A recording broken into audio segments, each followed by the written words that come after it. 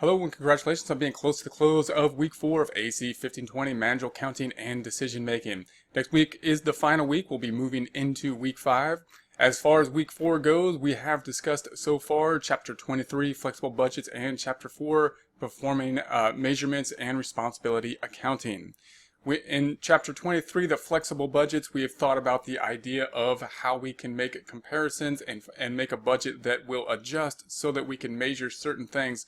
Those things within a manufacturing company usually have to do with how are we going to judge how performance was with relations to how much material we used, how much labor was used, how much overhead was used. And we thought about the idea that in managerial accounting, we may have to take some steps in order to make accurate measurements of those things. Now, the flexible budgets that we've looked at are applying to this manufacturing process. But when we look at any type of performance measure, when we're trying to measure departments, whether they be a service company or a manufacturing company, these same type of problems often happen where a fixed budget just doesn't tell us the whole story, and we need to find some way in which we can be fair and accurate in terms of measuring performance within different sectors and different areas. And anytime you have a performance review in any job that you're going to have, usually some kind of performance measurements are going to be used. Oftentimes ratios are going to be used, and there's often going to be problems and pros and cons of those whatever measurement types that will be used, and refining those down is really important so that we can be fair and know what's going on when we're trying to measure how things are happening. Now, within week 4, we want to make sure that everything is completed by the end of the week on Sunday. Remember that the quiz here needs to be implemented by Sunday. You can't generally make up the quiz unless there's an unusual circumstance. So if there is an unusual circumstance, let me know, and I'll take that on a case-by-case basis as to whether we can allow some late time for the quiz.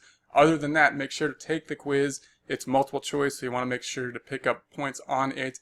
If you have a time constraint and you're not able to get to everything, then we can have some more leeway on the late work, although you can lose points for the late work.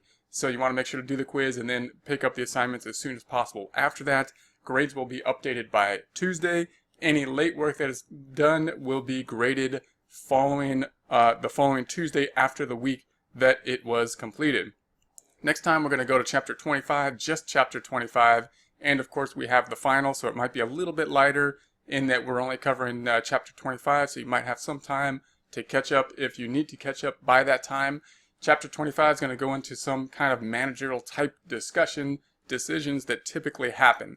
These are decisions that might be larger decisions. How do we go through the process of making some formal type of decisions? Also includes type of decisions that are often pitfalls in all of our decision making. When we think of some of the ideas that give us stumbling blocks, things like sunk cost effect, and we need to consciously be aware of those, especially when we're talking about large decisions and go through a formal process, and that's one way that we can come up with the best decision. So we'll go through some scenarios and we'll take a look at some of those concepts within those scenarios. So that's it for the week 4 close, so congratulations on being close to the close of week 4.